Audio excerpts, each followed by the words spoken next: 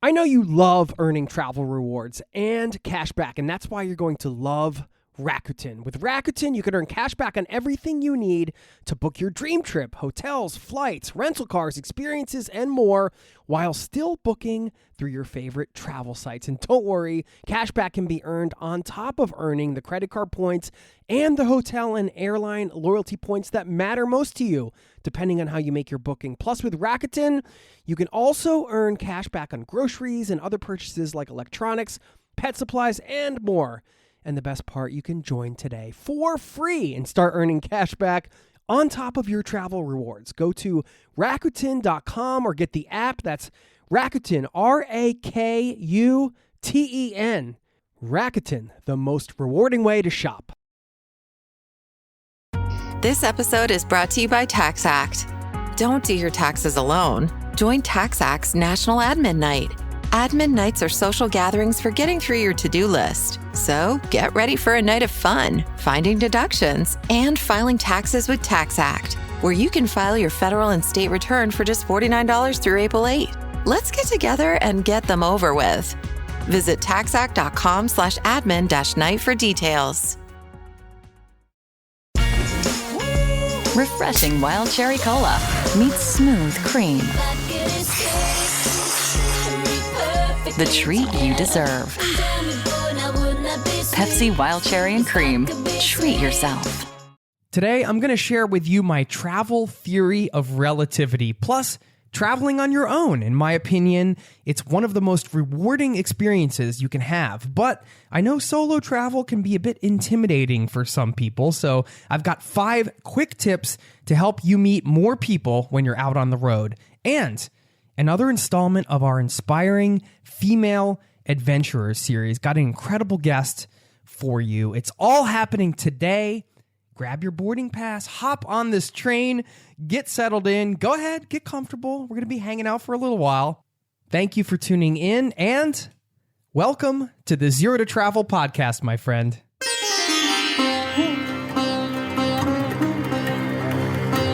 You're listening to the Zero to Travel podcast, where we explore exciting travel-based work, lifestyle, and business opportunities, helping you to achieve your wildest travel dreams. And now your host, world wanderer and travel junkie, Jason Moore. Hey there, it's Jason with ZeroToTravel.com. Welcome to the show, my friend, and thank you so very much for sharing this time here with me today. This is the show to help you travel endlessly on your terms, to travel the world no matter what your situation or experience, to fill your life with as much travel as you desire. And not only that, combining your love of travel with your other interests in life, because it's not just about travel. I know you're interested in a lot of different things, so that's what this show is all about. We're going to explore different ways that you can travel the world on your terms. And if this is your first time listening, welcome. You're joining a beautiful worldwide caravan of listeners. This show's been downloaded in 195 countries and counting. It's a community-powered show. So if you have any questions you want me to answer, you just want to check in, say hi, share your story, I invite you to do so. Please send me an email to jason@zerototravel.com. Heard from a couple of our community members, Reggie from Toronto and Chris from California. They both had a similar question. And Chris also sent me a sweet little landscape picture, by the way, from a hike he was on somewhere in California, and that just had me longing for Cali. So thank you so much for sending that, Chris. Reggie is planning some solo travel around Southeast Asia later this year, but he says, quote, it's a bit scary. And he's asking if I have any tips on how to overcome that anxiety and make the leap. And Chris had a similar type of question. So I decided to create a little segment out of this for you. I'm going to share my 5 tips for meeting more people when you're out on the road. That's going to happen later in the show in a segment you'll hear after the interview. Now, let's talk about today's interview. It's part of the Inspiring Female Adventurers series. And the intention behind this series is to highlight amazing female travelers, to share their stories and their perspectives. So if you have a daughter or a woman in your life who may be inspired by this series, please feel free to share it with them.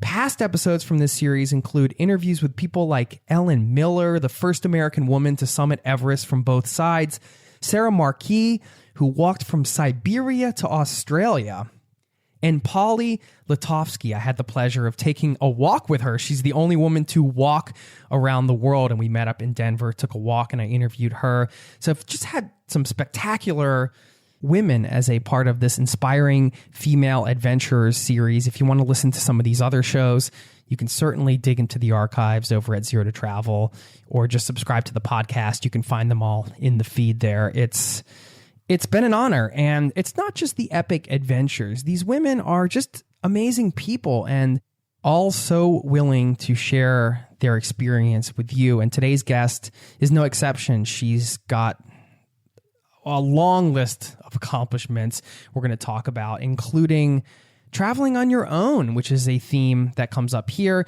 how you can plan big adventures, and how she turned adventuring into a career. Travel as a way to process tragedy is also something that comes up. Plus, where you can find adventure. Here's a little clip from today's interview. I do think you could have adventures even around the corner from where you live, you know? I mean, I've been around a lot of other people's corners. I just love this idea that your exotic place as a traveler is just around somebody else's corner. It's just their neighborhood or just what they see every day, and maybe nothing special to them. And at the top of the show, I mentioned the travel theory of relativity. This is it. It's all relative, right? When you're a traveler, you could be wide-eyed, childlike, and you're walking around and you see something and you're just in awe of everything.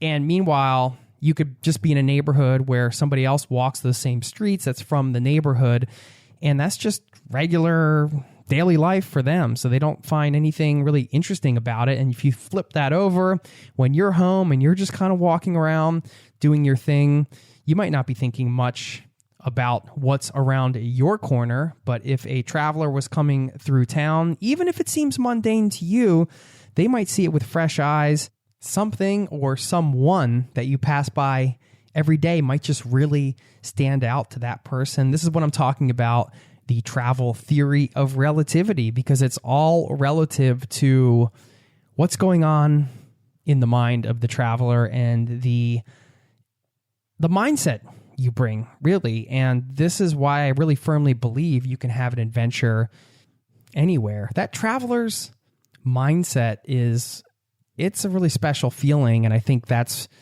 one of the big things we crave as travelers. If we get home and we're there too long, we start wanting to get out because we want to break the routine. We want to break the monotony. We want that fresh feeling, those fresh eyes, and that openness to experience. And sometimes when you're in the daily routine, it's hard to get that back. And anyway, that was just really interesting to me.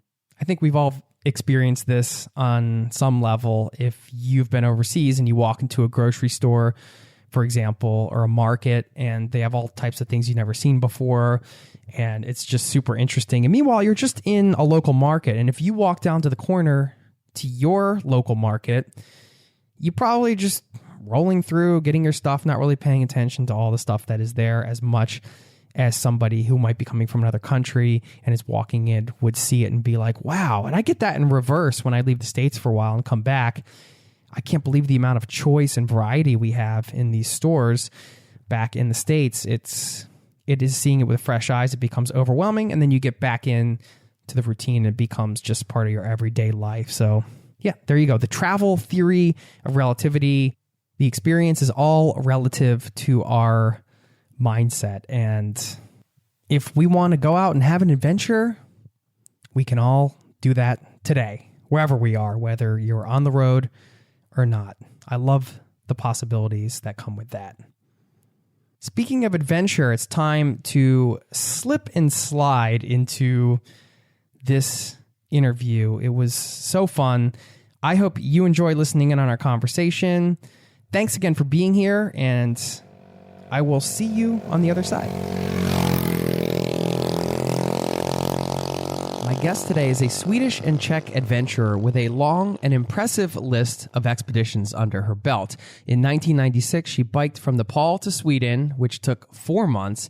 Then in 97, she was the first Swedish woman to summit a mountain over 8,000 meters without supplemental oxygen. Afterwards, she rode a motorcycle from India to Sweden.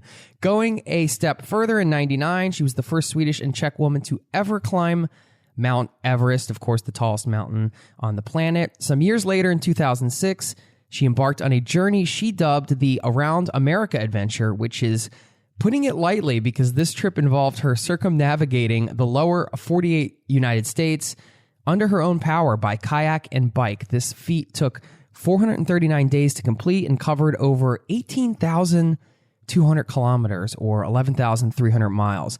And you won't believe what she has planned next. We're going to talk about that today and much, much more. I'm honored to have her with us today. Renata Chlumska, welcome to the Zero to Travel podcast, my friend. Thank you very much. Yeah, wow, what an introduction. Well, I mean, what a set of accomplishments there. It's you hear it back, what does that sound like to you? Does it just bring back a flood of memories?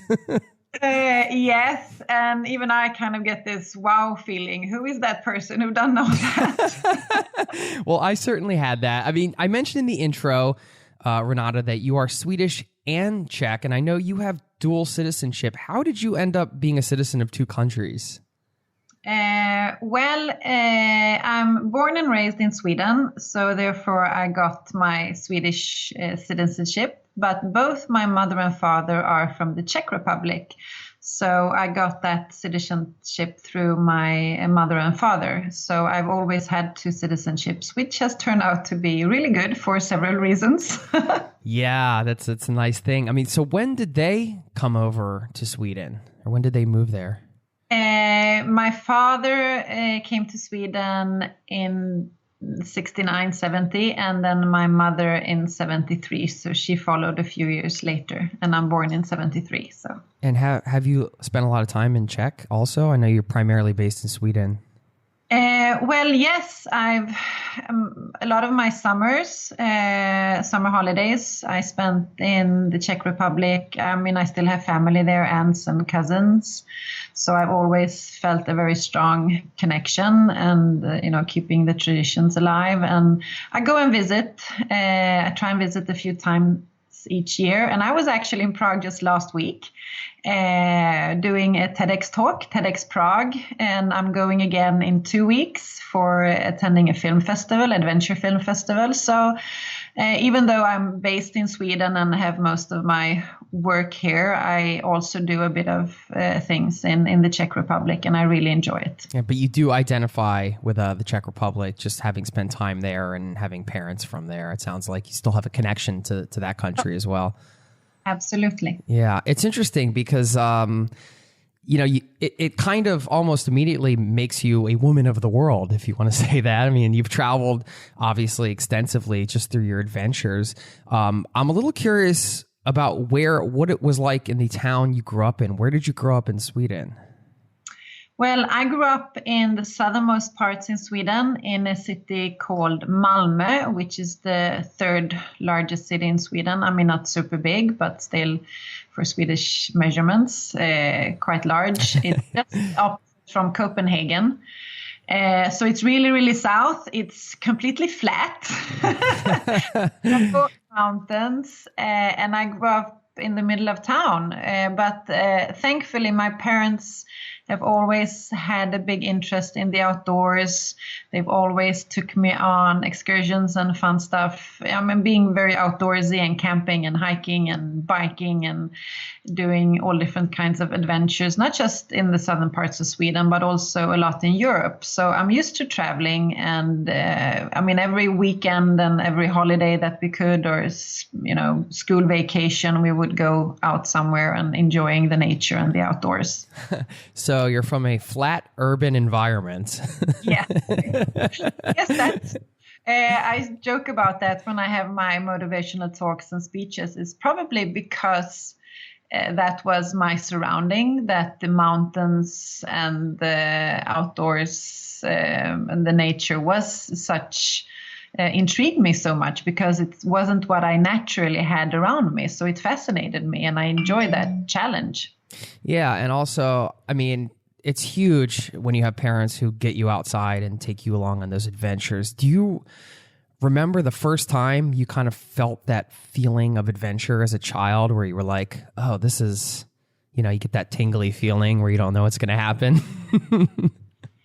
I think I had an older brother who was 4 years older, so I would, tag along with him and his older friends, and there was always, there's Malmö, where I grew up, that's even if it's a city, it has a lot of green areas and a lot of parks. And I remember we would always hang out in the parks and, climb trees and play hide and seek. And so just being outdoors and trying to find as much green space as possible, and having that as a playground was always fun, and something that I enjoyed a lot. So it's always been there. And then there's an area outside of Malmö that's more forest. So we would take our bikes and bike there, which is, being like 7, 8, 9, 10 years old, it's a pretty decent distance. But I never thought about that. It was just fun going somewhere and not really knowing where we would end up and when we would get back home. Yeah, and that stays with you, I guess, into your adult life too. The idea of, let's go out into the world, and we don't know when we're going to come home, but it's just, I guess it's on a broader scale, I suppose. I've heard actually Malmö is a beautiful place. I haven't made it there yet. I mentioned earlier my wife's from Norway, and we have a friend there, so we've been meaning to head over there at some point. But I was curious, when you were in these adventures as a child and, just everyday stuff, were you the person that pushed yourself a little further at that time too? Because you've done all these extreme adventures. So I guess I'm trying to see if that's something that was kind of built into the framework of who you are. If you were climbing trees with friends, were you the one that always had to go the highest, or, bike the furthest, or anything like that? I suppose so. Yeah. And I've kind of always been, I am a very curious person, and that's something that has always been a strong side of me, and pretty, I don't scare easily, or, I do believe that being scared and fear is a good thing, because it's a defense mechanism that tells you should slow down. So I do have that, but just kind of the feeling of what will happen, and will I manage? How will I work this out? That's always been more of a feeling that I've enjoyed, the challenging part and the adventurous part, and pushing myself. So yeah, I probably was the one that was, looking at my friends saying, why are you not going? Come on, let's do this. A little bit in your DNA then, I suppose.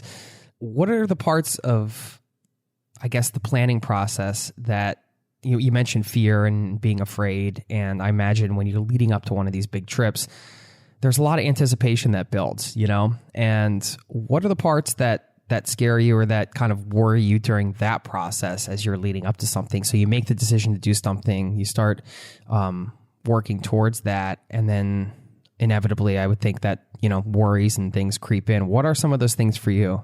It depends, of course, on what it is I'm going to do. When it comes to climbing, it's, of course, knowing as much as possible about the risks with avalanches or crevasses or the high altitude, and how to manage all that, and just make sure that I'm as in good shape possible to handle that, and not getting injured, and making the right decisions at the right moment, and actually being able to slow myself down also. I'm a person who I easily can step on the gas. I kind of have to learn how to embrace myself also, and not always push too much, too fast. Just learning as much as possible about the elements and feeling safe in that kind of environment, either if it's on a mountain or if it's on the bicycle or if it's paddling the Pacific Ocean. Just learning as much as I can and train and prepare. You always seem to take it a little step further in some of these adventures. I mean, for example, as I mentioned in the intro, you were the first Swedish woman to summit a mountain over 8,000 meters without supplemental oxygen. But if that weren't enough, then you had to get on a motorcycle and ride it back from India to Sweden. Is that more of the travel side of you, where you're like, okay, I've done this, physical feat, but now I want to experience these cultures, and overland travel is the way to do that? I mean, where did that come into play? I mean, for me, the adventure is very much the training, the preparation, the learning, standing in front of this uphill or this new thing that I don't know how to do, and learning from scratch. And surrounding myself with people who are good at what they do and learning from them. I had no idea how to ride a motorcycle. Oh, really? And I guess that's what made it so much fun, that now I actually can learn something new. And I figured, what better distance to learn than going from India to Sweden? While I get back to Sweden, I should know how to ride it. So when you first got on the motorcycle in India, that was the first time you'd ever been on a motorcycle? That was the first time. And if somebody would, drop me off on the summit of any mountain, that would, of course, feel fantastic to see that view, to get that different perspective of things and of the world. But I would much rather have the whole trip and, lose out on that last 10 meters. Than the opposite, if you understand how I'm thinking. For me, going there, learning, discovering, meeting all these people, discovering these different cultures, that's so much part of what I really love. And then, of course, the physical challenge and the mental challenge. The mountain that you're referring to when I reached above 8,000 meters, that's Shishapangma in Tibet. I actually didn't reach the main summit. I reached the foresummit. But that was, the summit is only halfway. So why get on a plane and fly home when you still have half the adventure? We'll get back to the interview in just a moment.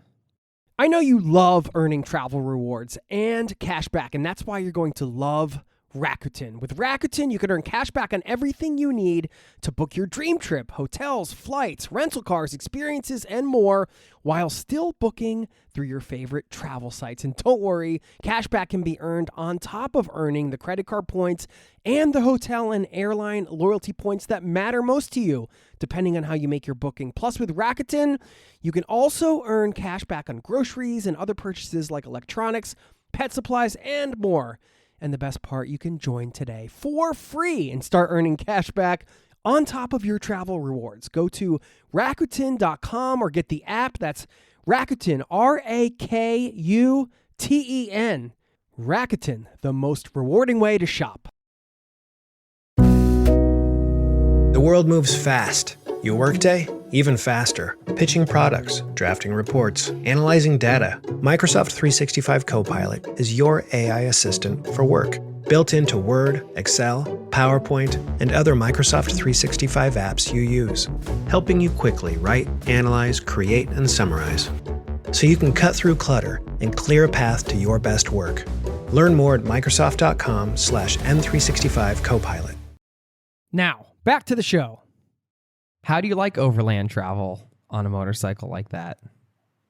It is fantastic. I enjoyed the bicycle trip that I did in '96 extremely. Bicycling, it takes time. It's physical.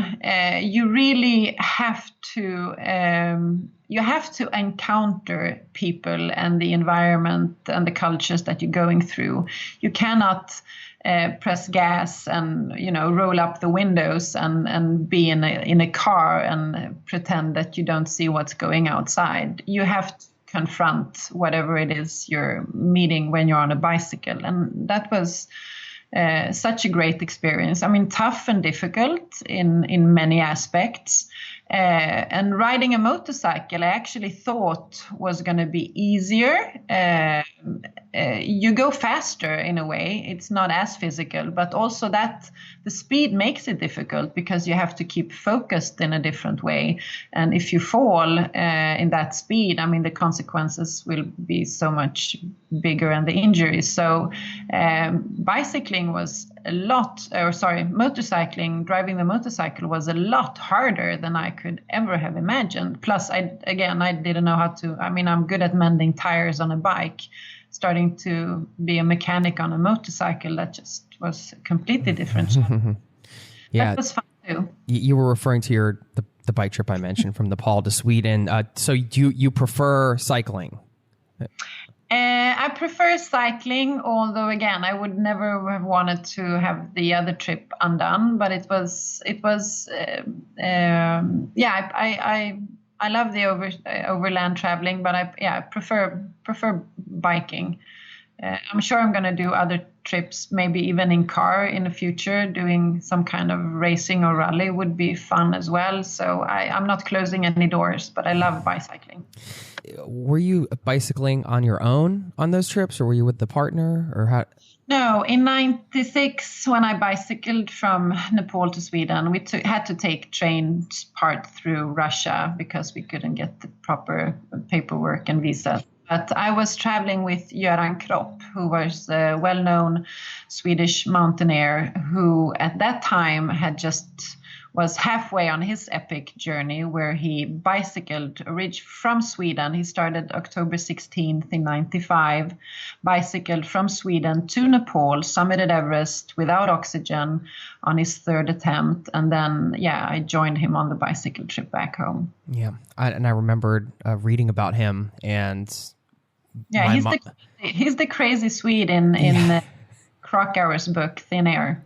Yeah, he was it was so inspiring that he had done that all under his own power. And he was, I'm not to get too personal, but you were engaged with him, right? Yeah, we got engaged in 2001. Yeah, and then there was a tragedy. Yeah, we had relocated to Seattle because we were planning the Around America adventure that I later called it. It was a trip that we were going to do together. But Göran was killed in a climbing accident just east of Seattle in an area called Vantage.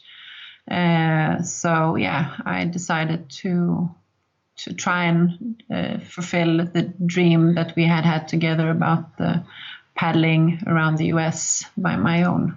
I'm very sorry for that, for your loss. And that puts that trip into a whole different context for me. And I mean, for you to go on and fulfill that, what was the motivation there? Was it to honor his life, or was it to process, this loss? Where was your mind at that time when you started that adventure? We're talking about the Around America adventure, where Renata did the 48 states by kayak and bike. Sorry, I'm laughing. It's just crazy. I mean, I had no idea how big America was. It's insane. I read that. I was like, seriously? I was like, God, I hope she gets back to me. I really want to talk to you about this. But I think my reason for doing that was, as it often is, it was a combination of many factors. I mean, first of all, I lost Göran. Yes, I did. But I never felt like it was only me losing him. I mean, many people lost him. He was such a huge inspiration to so many people who he had met, people who had never met him, just read his book or heard about him. And he keeps on being that thanks to the Swedish Everest solo expedition, as he called his bike ride to Everest and summiting and going back again. And I mean, he used to say that, we live once. If we have more lives, then that's a bonus, but we have one. And we kind of have to maximize it and make the most of it. We're not sure when it's going to end. And he didn't want his life to end. He wanted to live a long life. But, accidents happen. And in his case, it happened too early. And I just felt for me to stop doing what I love, for me, that wasn't an option. I wanted to complete our mutual dream. I also wanted to do it for me. I had things that I had to discover. And I figured in a way that, I'm going to start paddling and then I'll see how far I make it. If I come halfway and I decide that this is not what I was aimed to do, then that's fine. At least I've tried. But I discovered during those months on the road and on the ocean that this is me. This is what I enjoy doing. And even if Göran physically wasn't there with me, he was very much with me on that trip. How long after the tragedy with Göran did you leave for this trip? Göran was killed in last September in 2002. And I wanted to start in 2003, that summer, because that was the time that we had planned that we were going to start. We had come pretty far in our planning and preparation. But in a way, fortunately, I didn't get the proper visa that I needed to the US. So I couldn't start, and I couldn't start until 2005, which was, I was not in that good shape that I thought I was in 2003. So I'm glad I got those extra years to really prepare myself, not just physically, but even more so mentally for the challenge ahead. But I love the US. It was a fantastic journey. And that was one of the things when you asked earlier about what I was scared of or my worries. It was actually about meeting people who were not, who would be, kind of wondering what I was doing and meet me with some skepticism. But it was the complete opposite. I met people every day who were so fantastic, and they thought what I was doing was amazing and inspiring, and a woman from Sweden doing this in the US. So that gave me a lot of strength and motivation to continue. Especially having biked, across all the countries you did before, and, all the traveling you've done on the other side of the planet. I was going to ask about your impressions of America. You want to share a couple moments from the ground or things that stood out, or just your overall thoughts on what it was like to travel in the U.S.? Because I think like a lot of my listeners, people are listening from the U.S. I do have listeners from all over the world, but I feel like sometimes adventure seems like it only happens outside of your home country, whatever that is. For you, it's Sweden. For me, it's the States. But I do think you could have adventures even around the corner from where you live, Absolutely. I've been around a lot of other people's corners. That's true. Your exotic place is around somebody's corner, right? Yeah. So, and I often, I'm good at finding those adventures in my own backyard as well. So I really do believe in that, even though I have plans of going a lot further than, even outside of our planet, but that's another story. But no, I really enjoyed the US, and I was overwhelmed by the kindness, the helpfulness.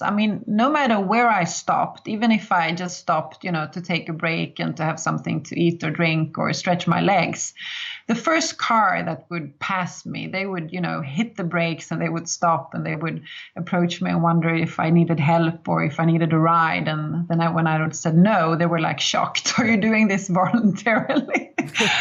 Pulling a kayak in the middle of the desert. They're like, you don't need to hitch a ride. No, I don't. But that would be cheating. So I would have to, explain myself, but in a good way. I've been adopted a few times by American families. So there was one family, a few families, but one in particular in Orange County that I remember with so much warmth. They would call me even after, first of all, I met them when I was paddling on the Pacific coast up in northern California. And then they helped me get past Los Angeles, which was a challenge. It took me 4 days to paddle past Los Angeles. And then they actually came to Seattle to greet me when I finished my expedition. And then they called me for like a year every Sunday, because that's when they called all their kids.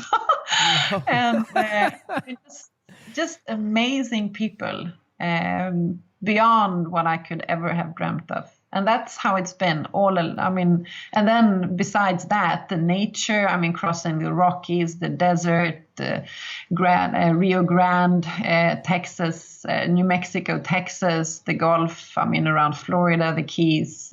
And I could go on forever. Fantastic. That's great. So they took you in and they didn't know you for very long, and they ended up flying up to meet you at the end, which is... that was, and some of my friends in Sweden did. That's so great. What a great excuse to come support a friend and also see a new place and to be there for that moment. What was that moment like? Because I've talked to some people who, have walked across America and done these different things. And I've heard for some, it's kind of almost anticlimactic because it's just so into the routine. How did it feel when you reached the end of this long journey on that particular adventure? What was the emotion?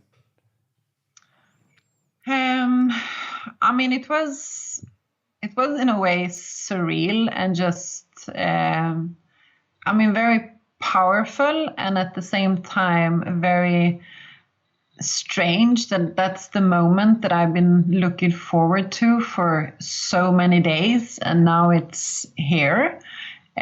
Just kind of unreal. I never though felt like it would be an anticlimax or just kind of, or this is this it? It was a fantastic feeling to paddle back in through those great locks at Ballard Locks that I had started through 439 days earlier. Just couldn't believe it. Like, pinch me. Am I dreaming? Did I really do this? And have all friends greet me and family being there greeting me. And that day and then we had a big party in the evening. And I just remember being completely, exhausted physically and even more so mentally. But what really stayed with me was actually the next morning, because I woke up in a hotel that has the view over the Puget Sound. And I had a room with a fantastic view over the Puget Sound. And I woke up, and from my bed where I was lying, I could see the sound. And it was it was in September. So it was one of those kind of gray mornings. Classical, like Washington, Seattle morning.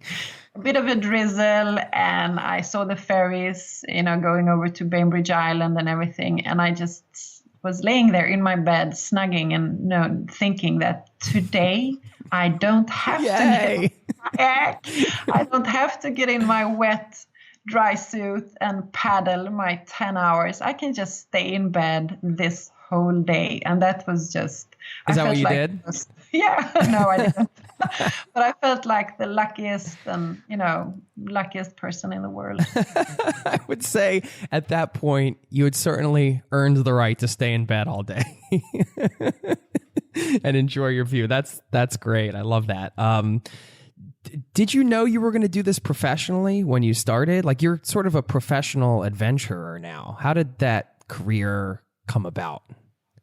No, it was definitely nothing that I had envisioned when I was growing up, that this is what I want to be. I hadn't even no idea that there was a profession that you could say, adventure athlete or anything like that. Today is a bit differently, because some of the high schools and the colleges here in Sweden, they do have more outdoorsy. You can become a guide and more into that kind of a profession, but that was non-existing when I was choosing, my school.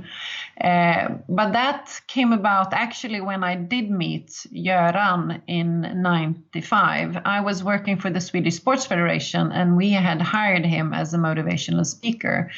And there in front of me stood this, a real charismatic person with a lot of energy. And he had been on K2 and Broad Peak and Shoyu and done all these fantastic expeditions, and was just planning on his the Everest trip. And And that's when I kind of started thinking, wow, you could actually do this as a profession if you become, or any profession. If you become the best in what you do, you can kind of create your own profession. I love that advice, and it's so true. And that's a theme that is, I guess, sort of weaved its way through a lot of these podcasts I've done, is you can kind of, these things happen organically, but you can sort of create your own career. I mean, a lot of people call it lifestyle design, whatever you want to call it, just kind of by doing what you love and finding a way to make a living at it, right? Yep.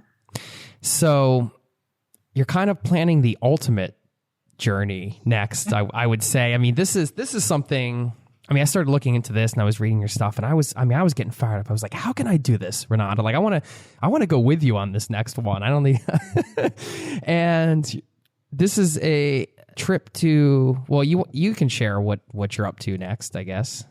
As I said, I mean, I really enjoy the next door adventures, and I really believe that you don't have to travel across the world to find them. The place where you live is very exotic if you just, choose to see it that way or discover it that way. But still, there's one place that is extremely exotic far away from my neck of the woods, that it has always fascinated me, which is kind of the final frontier and the ultimate challenge. And that is, of course, space.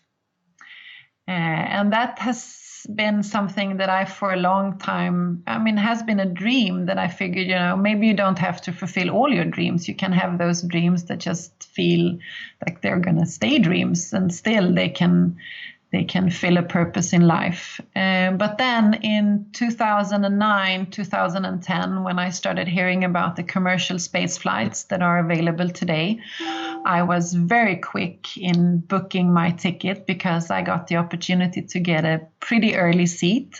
So I have seat number 100 or ticket number 192 with Virgin Galactic. And hopefully in a near future, I will feel weightlessness and see the world from a completely different perspective. And that's going to be an incredible moment, knowing you've covered a lot of the globe, and then to get into outer space and look back on it. I mean, that's definitely a dream. And I'm curious. I have never talked to anybody that's gone through the process of getting considered, or I don't know how the process works for taking a flight to space on Virgin Galactic. I'm sorry. Can you give some advice for somebody that might be interested in this? And of course, there are the fees and everything, which everybody isn't going to be able to maybe afford right away. But this is an attainable thing, I think. I mean, their objective is to get civilians into outer space. I mean, do you have to be like a professional adventurer to get on these things? How does the whole process work? No, you don't have to be a professional adventurer. And that's the whole kind of idea, is that this is supposed to be a trip and an adventure for anybody who dares, who's willing to invest the amount of money that it costs, but who is willing to take that step. Then you don't need any particular preparation or skill. Of course, there are recommendations, but nothing extreme. It can't be compared to, like going to Everest or anything like that. And I mean, people who are not climbers, they raise money and get money and save money to do that adventure. So this is definitely possible as well if you really want to do it. Me, on the other hand, I like the part that in the preparation part. So even if I don't have to, for me, it's I see this as an expedition. So I'm preparing like, if I'm going to Mars. So you're training as an astronaut would train? I'm trying to train as closely as I can, being a civilian, to what an astronaut would do. So I've done the G-force testers that are available through Virgin Galactic and through Kinetic here in Linköping, actually in Sweden, not far from where I live today. So I've done them. I'm going to do the parabol flights. I've flown jets with the Swedish Air Force, and I'm, hoping to take my pilot license as well eventually. But taking flight lessons and just getting a picture of and feeling of a mental kind of map of how it's going to be and what's going to happen and how it's going to feel. Just being prepared as much as I can, because that's going to make me enjoy the ride so much more. Right. You won't be taken off guard when you're getting the G-forces and everything that maybe somebody's experiencing for the first time. You will have experienced those things already. We'll get back to the interview in just a moment. This episode is brought to you by Fandango. People say fans are too distracted these days, but the truth is, when a great movie hits the screen, you show up. You stay glued, invested, part of the story. And without fans like you, there'd be no cinema magic, no shared moments. So head to Fandango.com to get tickets, stream, or rent or buy top movies and series. Fandango loves fans. Protein is now at Starbucks, and it's never tasted so good. You can add protein cold foam to your favorite drink or try one of our new protein lattes or matcha. Try it today at Starbucks. Now, back to the show. I was looking on their website earlier. You can apply online. It's $250,000, I think, right now. So it's not for the budget traveler necessarily. But nonetheless, you can always make it a goal and go for it. Why not, right? If you're not in a hurry, eventually the cost is going to come down, even if it might take a few years. But, it's something completely new that's happening, and I enjoy being when something new is happening. So, and for me, I would not be able to finance this. It's not like I have that. You don't become rich doing adventures, not in that sense. You become rich in the experience and what you see and what you learn. But for me, I took a bank loan to be able to purchase the tickets. But for me, my goal is for me, it's a way of here in Sweden, I've said that I want to become the first Swedish woman in space. So that allows me to find eventually a way to finance it as well. So otherwise, just doing it for fun, even if I wanted to, that would not be an option for me to take that financial risk that it is. I think that's an important point, because you're looking at the big picture and you're having faith that you're going to be able to get some backing later. And I know that's not for everybody, but and that's how I've done all my expeditions. They all have cost money. Summiting Everest or just going to Everest without any guarantee of even summiting. You don't know what the weather is going to be and how you're going to feel. My Around America had a pretty big budget, even though, there are not any permits like you have on climbing in the Himalayas, but still being out for such a long time. A documentary was made about that trip. And then last fall, I finished 7 summits. I did the last 5 mountains. Oh, I didn't know that. Congratulations. Yeah. Wow. Oh, thank you. Yeah. That's incredible. Yeah. So that was, and for me, knowing that if I succeed in finishing my expeditions and in reaching the summit, then that allows me to later on be out and having my talks and motivational speeches, which is my main kind of livelihood. So for me, my expeditions are not just something that I want to do, but it's actually has become an investment for me that when I get back home, I have to be good at maintaining or making the most out of. I think you do a great job at coming up with these adventures as well. You mentioned in a recent TED Talk I watched of yours that you kind of threw it out there like, hey, somebody's going to get on the moon and climb the tallest peak there. Wouldn't that be cool? Exactly. For me, space is something completely new. Just like mountain climbing was in 95. I mean, I started climbing in 95. That was when I did my first climbing course in the not far from Malmö, where it's completely flat. But we do have a few, I mean, there were a few cliffs good enough for a beginner. And I just fell in love with the sports and surrounding myself with people who know more and who are experts. And if you have good teachers and you're a motivated, student, then that combination can get you very far. And it was the same with paddling. I mean, I was, enjoyed paddling on my spare time, but I was definitely not an expert paddler. And then I met a really good trainer in the US, Malon Hanold. She helped me train and prepare, and that's the learning curve that I enjoy so much. And it's the same now with space, surrounding myself with people who are experts, and that opens up completely new horizons and new perspectives. And what I thought was the limit just isn't the limit. Of course, somebody's going to climb the highest mountain on the moon. It's just a question of when and who. I think it'll be you. I have a sneaking suspicion it will be you. Last question about the space flight, and then we can kind of finish up. I wanted to ask you when you think you're actually going to be going. Is there an estimated date right now on the calendar?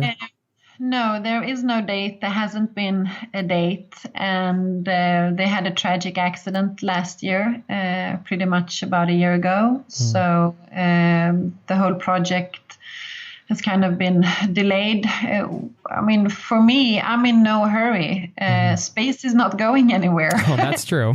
So that's a big advantage. And in the meantime, I can prepare even better. My kids will get older, and hopefully they will be able to join me to New Mexico, Spaceport America, where I will be flying from, and, see me take off and have some fun for a few hours while, and then I'm back home again. So, So do you have kids right now or family? I do have kids. I have 3 kids plus a bonus kid, so 4 of us. So what do they think of all this? What do they think? Well, they're pretty small still, but yeah, they're kind of getting a hang of that their mother doesn't have, this regular kind of job. It's funny. They were with me on a talk. I had a presentation just the other night here in Jönköping at the big Congress Hall, and I let them join me because it wasn't so late. And they were like, "Mother or Mom, why is everybody listening to you?"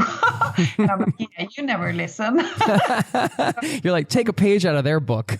Yeah. So how come you get everybody's so keen on listening to what you're saying? No, but I mean, they know that I'm we do a lot of stuff together as well. I want to give them the foundation that my parents gave me when it comes to loving nature and the outdoors and feeling confident with it, and that it's a place where you can re-energize and enjoy, and it's again a fantastic playground for learning and developing new skills and learning about yourself and facing different kind of challenges. I had my older son, he's 6, he was 6 then. He joined me on climbing the highest mountain in Sweden this August.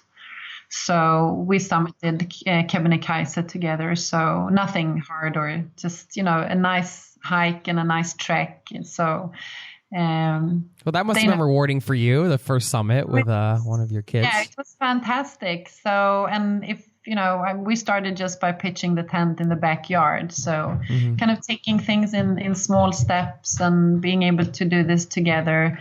But yeah, I think they understand that their mother is a bit different. Yeah. Last question. What is your best piece of advice for a budding adventurer? Somebody who's listening and maybe they want to plan something a little bit bigger than the normal trip, I suppose. Oh, well, I would,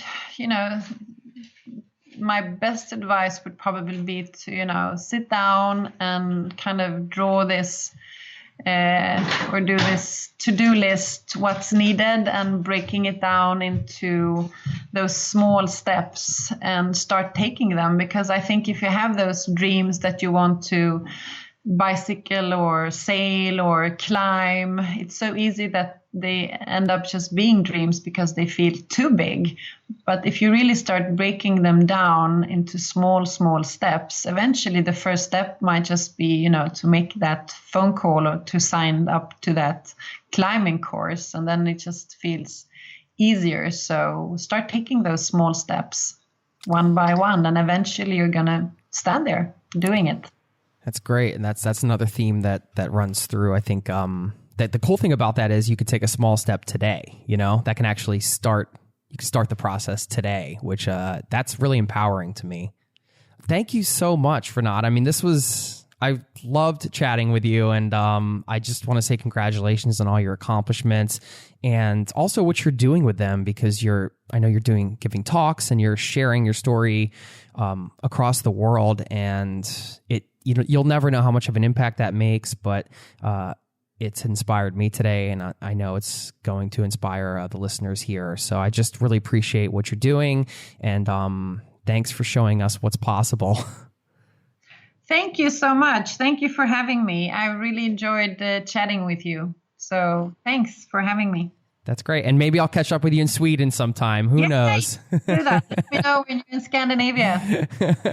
I'll be there soon. That sounds great. Take care, Renata. Thanks again. Thank you. Bye. Bye-bye.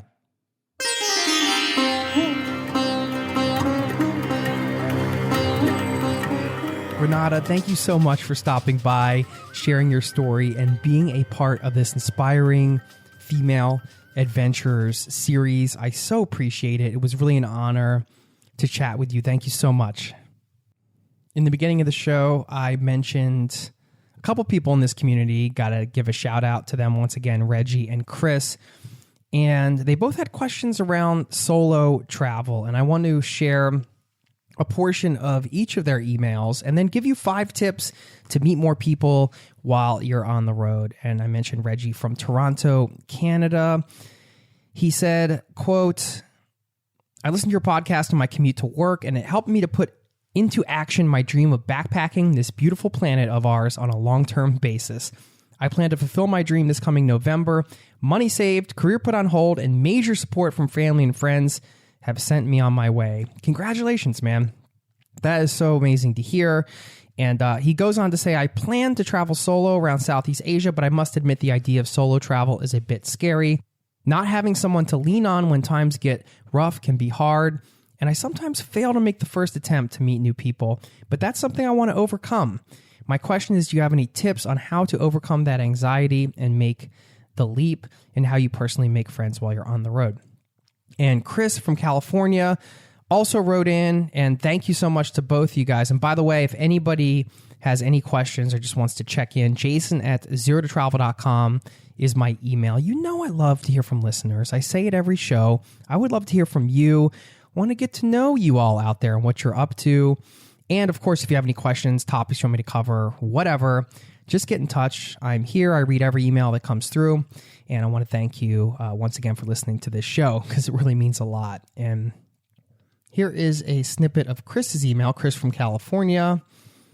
He says, quote, I just want to know how to meet more people while traveling. Why do I always feel like I am the one that always needs to be the first to strike up a conversation with someone? Unless I am actively trying to meet someone new, it just doesn't really happen as often as I'd like.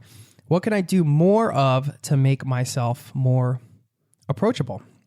End quote. Chris, Reggie, thanks for taking the time. And I want to point out that although Reggie and Chris both have concerns around solo travel, they are still going to travel. They're still going. That is key. And probably the most important point I'm going to make here in this segment of the show, because you have to go. You have to go for it. Even if you feel nervous, you feel uncomfortable, you feel scared, maybe you feel like you're going to be alone, all the more reason to do it. It's normal to feel those feelings. You got to push through it.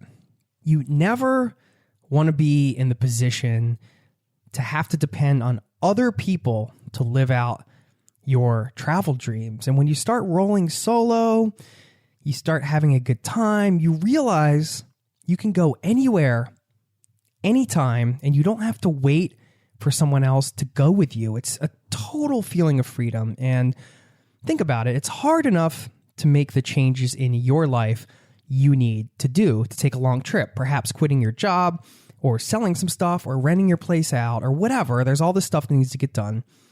Now, if you have to hope somebody else will do all of that at the same time as you, it might not work out. It might, but it may not. And even if it does work out, it's not going to work out every time in the future because your friends, your family, they get busy, they get jobs, they get families. Their priorities change, as do all of ours. So if your priority is to travel, then the best gift you can give yourself, I believe, is the gift of solo travel, because you can be your own good time and you can take that anywhere you go. It's amazing. And even when you're home, you can take that everywhere you go at home. You don't have to wait for somebody to go out to dinner with, to go to the movies with, or whatever. Like, you get used to hanging with yourself.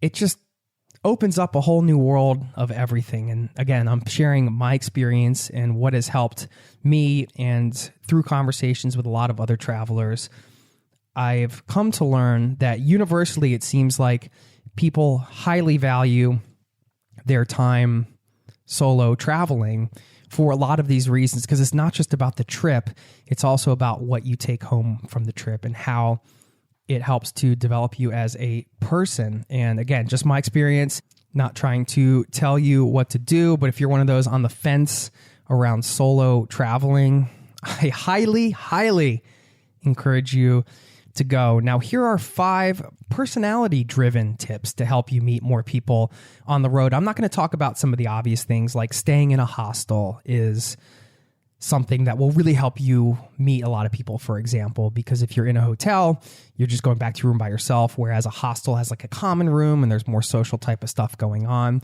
That might be one example of a more actionable tip, but I'm not going to talk about that type of stuff. I'm talking about more of the personality type of stuff, because I think that's what Reggie and Chris were getting at here. You know, they were asking about maybe being more approachable or not having to be the first one to approach somebody. And I would say just to that, before I get into tip number 1, yeah, that's a pipe dream. I think you can't expect that you're going to sit back and people are just going to come up to you and you're not going to have to do anything. You're going to have to put yourself out there. So the idea that you can just hang and there's some way you can give off this aura where people are magically going to invite you along, it will happen, certainly, but it's not going to happen a lot. You have to put yourself out there, and that's important because that mindset makes all the difference in the world. The idea of putting yourself out there, you'd be like, hey, I'm going to go out with the intention of maybe meeting somebody today, you know, meeting some other travelers or some locals, just being open to it. And there's a line here, I think, because you don't want to set yourself up to be disappointed either, because it's not always going to work out when you're traveling solo. You might want to spend a day with somebody because you're feeling lonely, but it might not happen.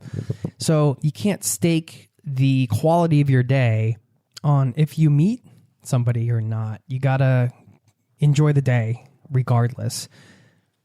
But if you want to meet more people, the first tip here is to listen. Listen. Ask questions, then listen like a maniac, because people love to share. And if you're an awesome listener, you won't believe how much people will share, how much they will feel connected with you. And if you just keep asking them questions and listening and not trying to interject or offer your opinion on too many things, don't have a dialogue, but just practice listening more than talking. And I think that is the number one thing. That's why I put it at number 1, because when you become a good listener and you're genuinely curious about people, they will be happy to share. And think about how you feel when somebody's really listening to you, when you get the sense that they're really, really deeply listening to you and trying to relate to you and get to know you. It's a really good feeling. It's a true connection. And the more you can reciprocate that and be a good listener, asking a lot of questions and just generally being spending more time being curious about other people than concerned with letting them know about you, if that makes sense.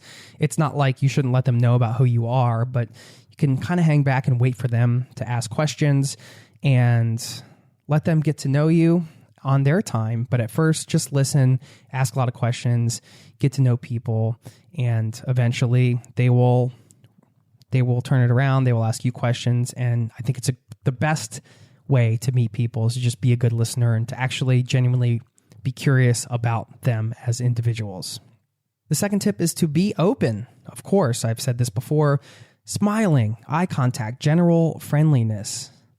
That's really helped me. And I think it projects this energy that your guard is down. You know, when you're smiling, when you're making eye contact, when you give off the aura of being open to meeting other people, it's something that people pick up on. I can't explain this. I don't know if it's a body language thing, if it's a subconscious thing, if it's a sixth sense, whatever.